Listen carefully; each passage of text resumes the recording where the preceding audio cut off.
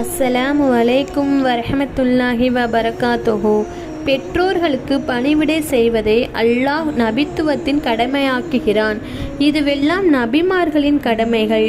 ஒரு நபிக்கே அல்லாஹ் பெற்றோர்களுக்கு செய்வதை கடமையாக்குகிறான் என்றால் இந்த தன்மை அவர்களுடைய கல்பில் வர வேண்டும் என்று அல்லாஹ் விரும்பினாள் என்றால் நாம் எல்லாம் யார்?